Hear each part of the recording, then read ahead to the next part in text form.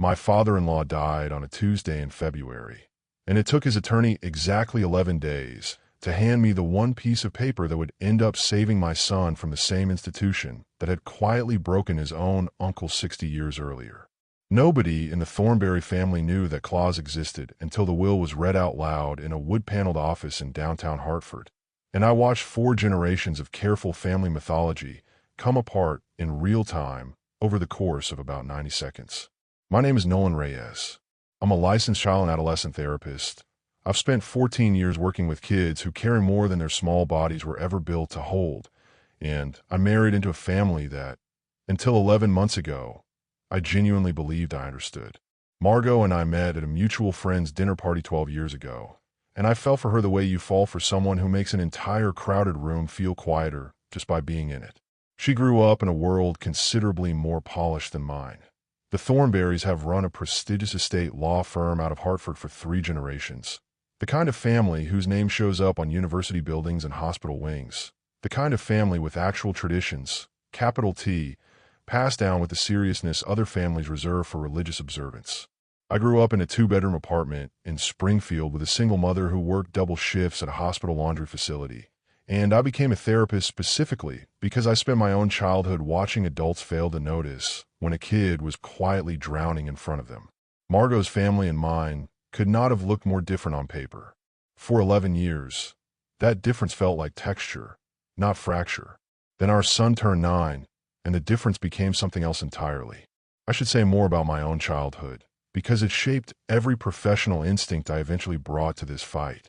My mother worked nights most of my childhood, and I spent a great deal of my early years functionally raising myself in the after-school hours, which taught me early and thoroughly what it looks like when a child's distress gets filed under inconvenience instead of addressed directly.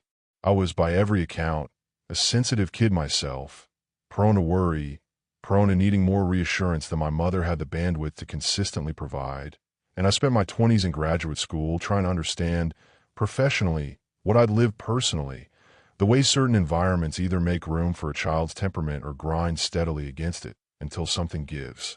I never expected that education to become directly relevant to my own son's life. I certainly never expected it to collide, 11 years into my marriage, with an institution 3 generations of my wife's family had quietly agreed never to examine too closely. Margot herself grew up inside a very different kind of hardship, the specific, well-appointed hardship of a family that measured love partly through the currency of expectation. She's told me, over the years, about a childhood defined less by scarcity and more by a constant, low-grade pressure to represent the family name correctly in every room she entered, a pressure she absorbed so completely by adulthood that she rarely recognized it as pressure at all, simply as the ordinary texture of being a Thornberry. I fell in love with the parts of her that pressure hadn't managed to flatten. Her genuine warmth with strangers, her fierce, protective love for the people she let all the way in, the surprising, unguarded way she laughed at things that struck her as truly funny, nothing at all like the careful, measured composure she wore at her family's dinner table. I think, looking back, that some part of me always understood I was marrying not just Margot but the entire architecture of expectation she'd grown up inside, and that eventually, somehow, that architecture and I are going to have to negotiate directly with each other. I just didn't expect the negotiation to center on our own son. Let me tell you about Ashgrove Hall, because you need to understand exactly what my son was facing before you understand exactly what his grandfather did about it. 3 years too late to matter to anyone but us. Ashgrove Hall is a boarding school in rural Connecticut, founded in 1911. The kind of institution that markets itself on tradition and discipline and the quiet, unspoken promise of producing a certain kind of man. Every Thornberry son for 4 generations has enrolled at age 10. Margot's father, Alastair, attended. Margot's grandfather attended. Margot's older brother, Weston, attended. And I want to tell you about Weston specifically because he's the reason I understood, long before the will was ever read, exactly what we were fighting to protect our son from. I met Weston Thornberry for the first time at my own wedding, and I remember thinking, even then, that there was something carefully sealed about him, a specific kind of composure that read less like calm and more like containment. Over the following years, I watched him at holidays and family gatherings. Always polite, always correct, always somehow slightly absent from his own life in a way I couldn't fully name until years of professional training gave me the vocabulary for it. Margot told me the full story of Ash Grove slowly, over our first several years of marriage, the way people reveal things they've never quite examined directly themselves. I remember one Christmas, maybe our fourth or fifth married, watching Weston's young daughter run up to hug him after unwrapping a present he bought her, and watching him receive that hug with a stiff, almost apologetic half-embrace, one hand patting her back twice before gently disengaging, the way you might handle an enthusiastic but slightly overwhelming stranger's dog. His daughter didn't seem to notice anything unusual about it, because it was, I realized, simply the only version of physical affection she'd ever received from her father, and therefore entirely normal to her. I noticed it because I'd spent years professionally trained to notice exactly that kind of small, telling gap between a child's need and an adult's available response. I didn't say anything to Margot that Christmas. I filed it away, the way I'd filed away a dozen smaller observations about Weston over the years, none of them alarming individually, all of them beginning to form a pattern I didn't yet have permission, within the family, to name out loud. Boys arrive at 10 years old. Contact with parents is limited to 2 supervised phone calls a month and letters that pass through a faculty screening process officially described as correspondence guidance. Older students, called marshals, enforce a strict internal discipline system involving public correction rituals for infractions as minor as an untucked shirt or a wrong answer in morning recitation, standing at attention through meals, cold water washing stations used as a character-building punishment well into October, a first-term isolation period explicitly designed, according to the school's own century-old founding charter, to extinguish homesickness through structured indifference. Weston came home for his first Thanksgiving at 10 years old, having lost 11 pounds and having stopped, almost entirely, initiating physical affection with anyone in his family. Margot was 7 at the time. She told me she remembers her mother crying about it privately in the kitchen and her father telling her mother, firmly, that this was simply what Ash Grove men went through, that it built the kind of character the Thornberry name required, that Weston would be fine within a term or two. Weston was, by every external measure, fine. He became a partner at the family firm at 31. He also, by his own admission to me once, quietly, after too much wine at a family funeral years before his father's, hadn't cried in front of another human being since he was 10 years old, and had spent considerable therapy money of his own trying to understand why. I want to be honest about something. For most of our marriage, Ash Grove existed for me as an uncomfortable abstraction, a tradition I privately found troubling, but that belonged to a family history I'd married into rather than grown up inside. That changed the moment Milo turned 9. Milo is my son, sensitive in the specific, unmistakable way some children simply are from birth, regardless of anything anyone does or doesn't do to shape them. He cries at sad moments in movies other kids barely register. He needs 2 full days to recover from a loud birthday party.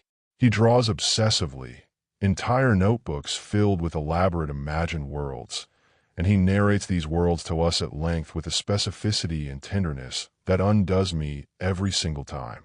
He is, by every professional measure I have spent 14 years learning to apply to other people's children, a wonderful, ordinary, deeply feeling 9-year-old boy. He is also, by the Thornberry family's unspoken but absolutely unmistakable standard, exactly the kind of boy Ash Grove Hall was designed to toughen. I want to tell you about a specific evening that fall, because it's the moment I understood, with total professional and personal clarity, exactly what we were up against. Milo had overheard, half overheard really, a fragment of conversation between Margot and her mother about getting him ready for Ash Grove, and he came to me that night before bed, uncharacteristically quiet, and asked whether he was being sent away. I told him, honestly, that nothing had been decided yet, that his mother and I would always talk to him directly before any big decision like that. He nodded, seemed to accept it, and then, an hour later, I found him standing in his closet in the dark, not hiding exactly, just standing there among his hanging clothes with the door mostly closed, The way small children sometimes retreat into enclosed spaces when the actual scope of the world has become too large to stand inside of. He wasn't crying. He was just very still, in a way that unsettled me considerably more than tears would have. I sat down on the closet floor next to him without saying anything for a long while, and eventually he leaned against my shoulder and asked if the school his uncle went to had a reading corner. I told him I didn't know.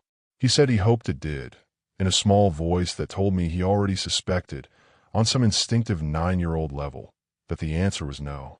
The pressure started quietly, the way this kind of pressure always does, the autumn Milo turned 9.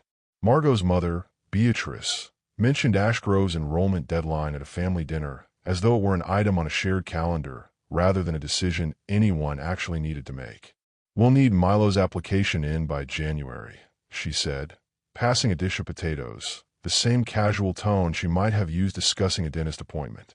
I looked at Margot. Margot looked at her plate. Nobody, in that first conversation, asked me anything at all. I want to describe the months that followed carefully because they represent the hardest stretch of my marriage, harder in some ways than anything either of us had navigated before. Beatrice raised Ashgrove at nearly every family gathering that fall, sometimes directly, sometimes through the careful, deniable language people use when they want you to feel a decision has already been made without ever quite saying so. Alistair, Margot's father, said considerably less about it directly, which I initially read as neutrality and would later understand as something far more complicated. Margot herself moved through those months in a state of genuine, visible conflict that I want to give her full credit for, because she never once pretended the tension away or performed an easy certainty she didn't actually feel. "I don't know how to explain this to you in a way that doesn't sound insane," she told me one night in November, sitting on the edge of our bed. "But every man I've ever respected in my family went through Ashgrove. My father, my grandfather, Weston. Even with everything I know about what it costs, some part of me still believes it's what made them who they are. And I don't know how to fully let go of that belief, just because I'm scared of what it might do to Milo specifically." I understood what she was describing. Even as I disagreed with the conclusion, she kept almost reaching. Margot had grown up inside a mythology, so complete, so multi-generational, that questioning it fully meant questioning the foundation of her entire family's self-understanding, not just one decision about one child. That's a considerably heavier thing to ask of someone than simply asking them to agree with me about a school. "Can I ask you something?" I said. "When you picture Milo at Ashgrove, actually picture it, not the idea of it. What do you see?" She was quiet a long time. "I see him getting off the bus with a suitcase too big for him," she finally said, her voice thinner than I'd heard it in years. "I see him try not to cry because he'll have already learned, somehow, in the first 10 minutes, that crying isn't allowed there. I hate that image, Nolan.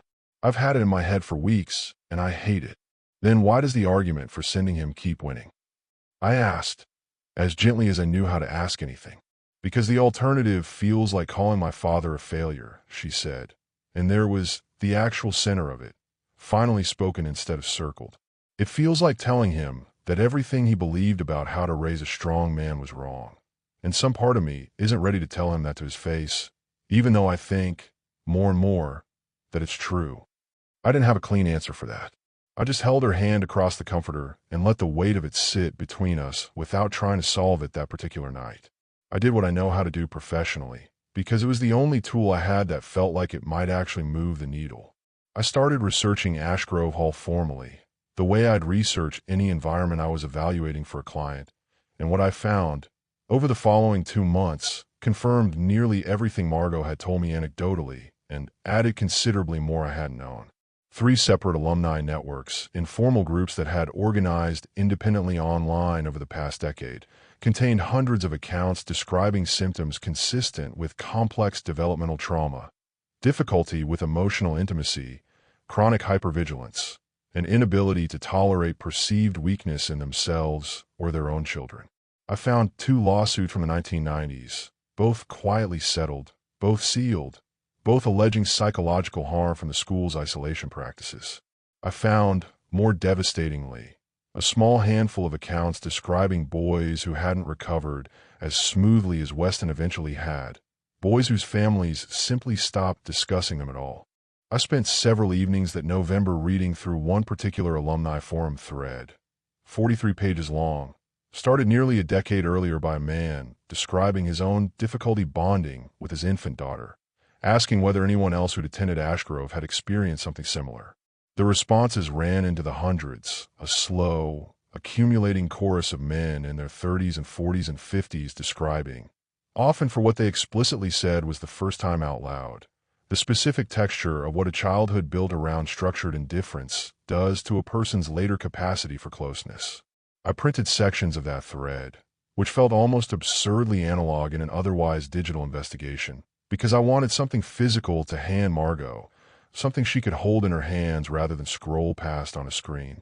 Reading it myself, late at night at our kitchen table, I found myself thinking less like a researcher and more like a father, imagining my own son's handwriting eventually filling a page in a similar thread, decades from now, describing exactly this same difficulty to strangers because the people who loved him hadn't stopped it in time.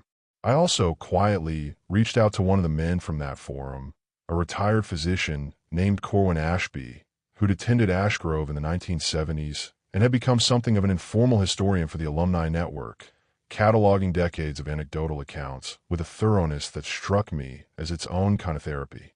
We spoke on the phone for nearly 2 hours. He was generous, careful, clearly still working through his own complicated relationship with the institution even 50 years later. The thing people don't understand from the outside, he told me, is that it doesn't feel like abuse while it's happening. It feels like belonging to something important. That's what makes it so hard to argue against from inside the family. You're not fighting a school. You're fighting a boy's own desire to be loved by people who've convinced him this is what earning that love requires. I wrote that sentence down word for word and thought about it for days afterward. I brought all of this to Margot in December, laid out carefully, professionally, the way I'd present findings to any family I was working with. She read through it in our kitchen, and I watched her face change gradually from careful neutrality to something considerably rawer. "Why has nobody in my family ever talked about any of this?" she finally asked.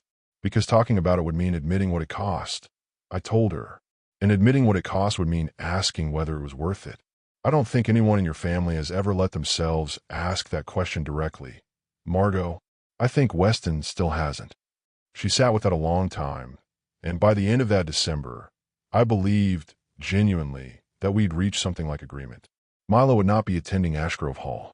We would tell her parents together, calmly, as a unified front. Alastair died 3 weeks before we'd planned to have that conversation.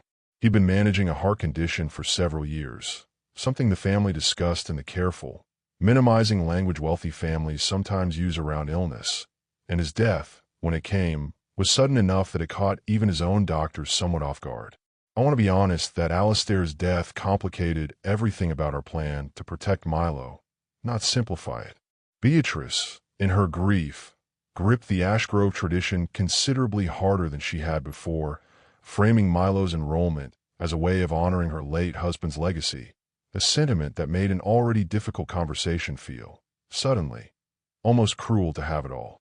Margot, grieving her father while simultaneously trying to protect our son, found herself pulled in directions I don't think anyone should have to be pulled in during the same 3-week period.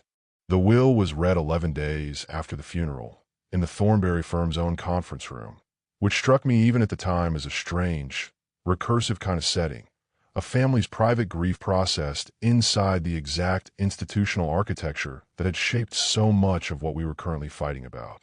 The room itself was the same one where Margot's father had negotiated some of his firm's largest estate settlements over 4 decades, dark wood paneling, a long table that had seen considerably more corporate grief than personal grief in its lifetime, framed photographs of past partners lining one wall, including a younger Alastair, standing stiffly beside his own father at what I assumed was some kind of firm anniversary. I sat beside Margot, Beatrice across from us beside Weston and his wife. The whole arrangement feeling less like a family gathering and more like a deposition nobody had been properly prepared for. The firm's senior state attorney, a precise, careful woman named Harriet Solomon, who'd worked alongside Alastair for over 20 years, walked the family through the will's provisions with a practiced calm of someone who understood exactly how much emotional weight was sitting in that room. Most of it was ordinary, property divisions, trust structures for Beatrice, equity distributions across Margot and Weston. I watched Beatrice's shoulders relax incrementally through the first 20 minutes. The familiar, expected architecture of an estate settlement unfolding exactly as everyone in that room had likely rehearsed it in their minds over the preceding 11 days. Weston asked 2 brief, practical questions about the firm's partnership transition, both answered efficiently by Harriet, the whole proceeding moving with the kind of controlled momentum that made what happened next feel even more disorienting by contrast. Then Harriet reached a section near the end, and I watched her pause, just slightly, before reading it aloud, a pause I recognized immediately as the specific hesitation of someone who has read a document many times in preparation and still isn't fully at ease with the moment of finally saying it out loud to the people it concerns. In matters concerning the education and upbringing of any grandchild born to my daughter Margot, Harriet read, where a disagreement exists between the child's parents regarding the child's schooling, I direct that final decision-making authority shall rest with the parent who is not a blood descendant of the Thornberry family. This authority to be legally binding and enforceable, effective upon my death. The room went completely silent. Beatrice's face had gone rigid, pale, an expression I'd never once seen on her in 11 years of family gatherings. Margot turned to look at me, and I watched her work through the same confusion I was feeling myself, real time, in front of everyone. I don't understand, Margot finally said. Why would Dad write that? Harriet Solomon set down the document and looked at Margot with an expression that told me, before she said another word, that she'd been waiting a long time for someone to finally ask that question directly. Your father asked me to include that provision 11 years ago, she said carefully, shortly after Milo was born. He gave me specific instructions about when it should be explained, if it ever needed to be invoked. He said I should tell you about your great-uncle Edwin. I want to tell you about Edwin Thornberry, because his story is the actual foundation this entire clause was built on, buried for 6 decades under a family silence, so complete that Margot herself had never once heard his name mentioned at a single family dinner in her entire life. Edwin was Alastair's younger brother, born 4 years after him, and he attended Ashgrove Hall at age 10 the same way every Thornberry son had before and since. Harriet explained, reading from notes Alastair had apparently left specifically for this moment, that Edwin's time at Ashgrove had gone considerably worse than the family's careful public narrative ever allowed. He'd struggled badly with the isolation practices from his very first term, developed severe anxiety that the school dismissed, in writing, as a discipline problem rather than a mental health crisis. By his 3rd year, he'd attempted serious self-harm twice, both incidents quietly handled by the school and never formally reported to outside authorities, both treated by the Thornberry family of that generation as an embarrassment to be managed rather than a crisis to be addressed. Edwin was eventually withdrawn at 14, sent to a private psychiatric facility for what the family described to outsiders as a nervous condition, and he spent the remainder of his life, according to Harriet's notes, largely estranged from the family, dying alone in his 50s in a modest apartment 2 states away, a death Alastair had apparently learned about nearly a month after it happened, because nobody in the family had maintained enough contact to be notified sooner. Harriet paused after reading that summary and looked around the table before continuing. Your father kept a box of Edwin's letters, she said quietly. Correspondence between the 2 brothers from Edwin's years away at Ashgrove, and later, some sparse letters from after his withdrawal, before contact eventually stopped almost entirely. He asked me to hold that box in the firm's records and to make it available to whichever of you eventually needed to see it. I have it in my office, if anyone wants it. Nobody said anything for a long moment. Margot finally spoke, her voice barely audible. I want to see it, she said. I need to understand what my father actually knew, and for how long. I read some of those letters myself, weeks later, when Margot finally worked up the courage to open the box and asked me to sit beside her while she did. Edwin's handwriting, at 10 and 11 years old, was careful and hopeful in a way that made the later letters almost unbearable to read by comparison. By 13, his sentences had grown clipped, guarded, full of the specific vocabulary the school apparently trained into its students, phrases about strengthening resolve and earning correction that read, from an adult vantage point 6 decades later, like a child reciting language designed to make his own suffering sound like virtue. One letter, dated the spring before his withdrawal, contained a single line that Margot read aloud to me in a voice that broke completely partway through. "I don't think I am becoming the kind of man Father wants. I think I am only becoming tired." Alistair, 17 years old himself at the time the letter arrived, apparently kept it his entire life, tucked at the very back of the box, the paper worn soft at its fold from what must have been decades of private, guilty rereading. "Your father carried enormous guilt about Edwin for his entire adult life," Harriet said, looking directly at Margot now. "He told me, when he asked me to draft this provision, that he'd spent his whole career maintaining a tradition he privately believed had destroyed his own brother, because breaking that tradition publicly would have meant admitting, to his own parents while they were still alive, and later to himself, that the family's entire foundational mythology was built on a lie they'd all agreed never to examine too closely. He said he didn't have the courage to break it while he was alive, but he wanted to make certain that if it ever came down to a real disagreement about a real child, someone in this family would finally have the legal standing to choose differently than he had." Beatrice, silent through most of this, finally spoke, her voice tight with a grief that had clearly complicated itself considerably in the space of about 4 minutes. "He never told me any of this," she said, and I understood, watching her face, that this admission cost her something enormous, a fracture in a marriage narrative she'd carried for over 4 decades. 41 years, and he never once told me about Edwin. Harriet's expression softened slightly. "He asked me to tell you as well, Beatrice, if this moment ever came. He said he was sorry. He said he understood if that wasn't enough." I want to describe what happened in the weeks after that while reading carefully, because it wasn't the clean, satisfying resolution people sometimes expect from a story like this.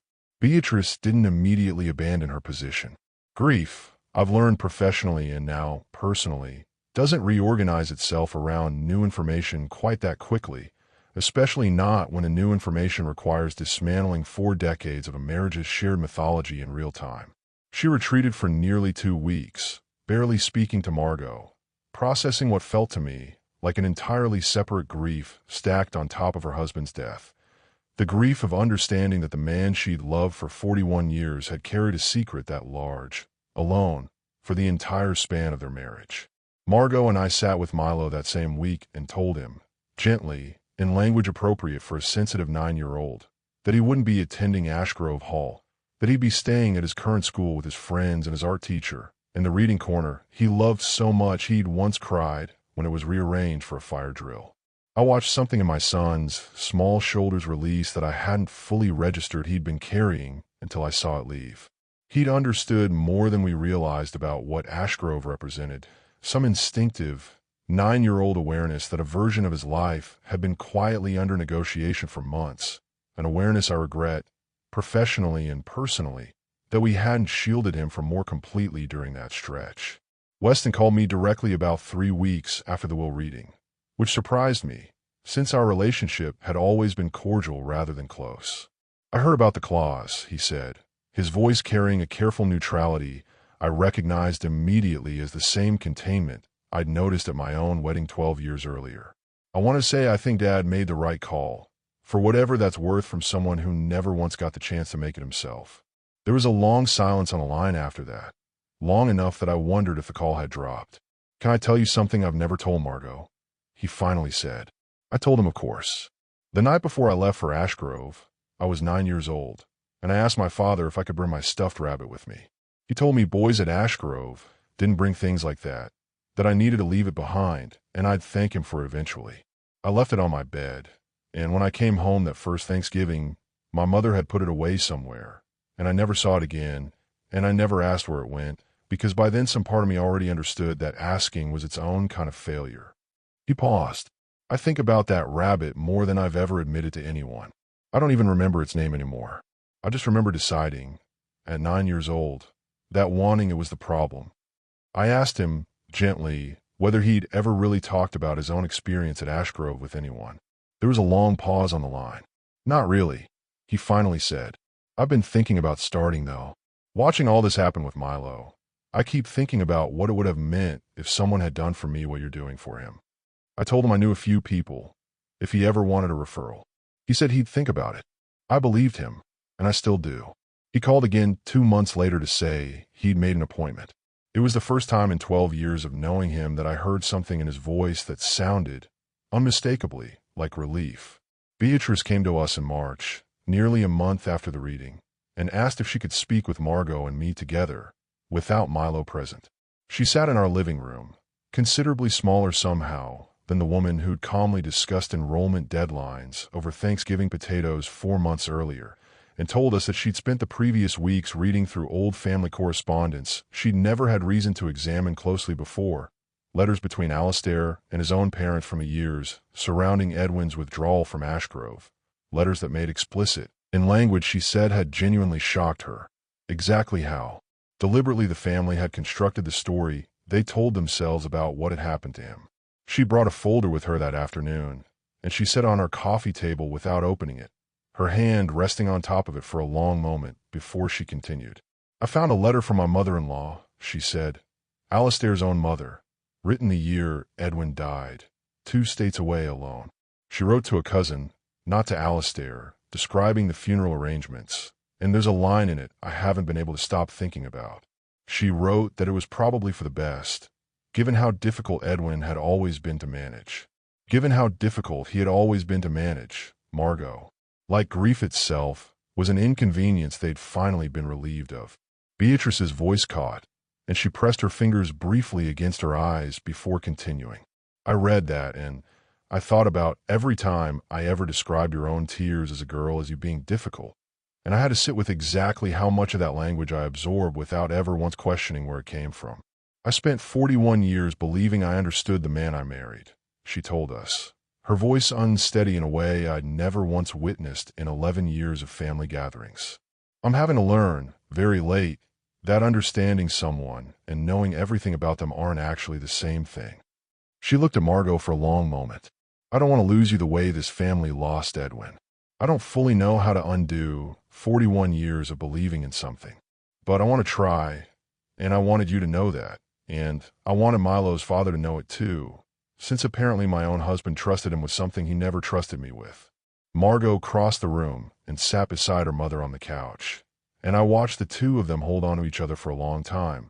The specific, complicated grief of 2 women reckoning simultaneously with a man neither of them had fully known, even after decades of loving him. That was, I think, the moment I finally understood the full shape of what Alistair had built into that clause, 11 years earlier, quietly, without ever telling a single member of his own family it existed. He hadn't just protected Milo. He'd built a mechanism that would eventually force his entire family to finally look directly at something they'd spent 60 years agreeing not to see, a mechanism that only activated once he was no longer alive to keep managing the silence himself. I don't know if that makes him a coward or a quietly courageous man working within the only tools available to him. I've decided, over the months since, that it's possible to be both those things at once, and that Alistair Thornberry, whatever else he was, spent the last decade of his life trying, imperfectly and very late, to make sure his grandson never became a second Edwin. Milo is 10 now, thriving in ways that still occasionally catch me off guard with how ordinary and unremarkable his happiness looks from the outside. A boy with friends, a reading corner, notebooks full of imagined worlds nobody at any institution has ever tried to correct out of him. He asked me once, a few months after everything settled, why he didn't have to go to the school his cousins and uncle went to, and I told him, in language I'd worked hard to calibrate correctly, that some family traditions are worth keeping and some are worth ending, and that his grandfather, right at the very end of his life, had decided this particular one needed to end with him. Milo thought about that for a while, the way he thinks about most things, carefully and completely, and then he asked if his grandfather had been sad about that. I told him I thought his grandfather had probably been sad about a great many things for a very long time, and that the bravest thing he ever did was make sure none of that sadness had to become Milo's inheritance too.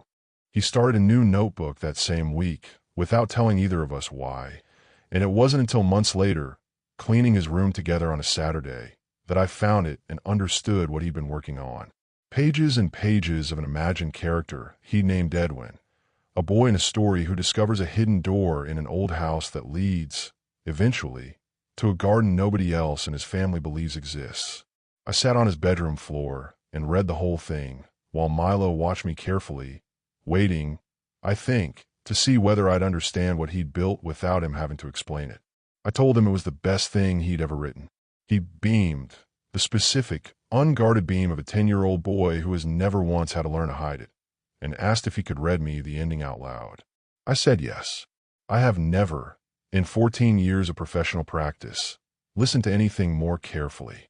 Beatrice comes for dinner most Sundays now, and she and Milo have developed an easy, gentle relationship built almost entirely around his notebooks, which she asks to see every single visit with a genuine curiosity that still occasionally surprises me, given how carefully controlled she was during those months of pressure last fall. Weston started seeing someone, a therapist he found on his own, and calls Margot more than he used to. Tentative, unfamiliar conversations between two adult siblings, slowly learning a kind of closeness their own childhood never modeled for either of them. I think about Edwin sometimes, a great uncle by marriage I never met, a man who died alone 2 states away, because an entire family decided, generation after generation, that some kinds of pain were simply the cost of being who they were. I'm grateful, in a complicated way I'm still working through, that his suffering eventually became the reason his grandnephew never had to inherit the same cost. It's not the ending I would have designed, if the choice had been mine from the start, but it's the one we got, and my son gets to keep his notebooks, his reading corner, and every ordinary, unremarkable Tuesday of his own untraumatized childhood because of it.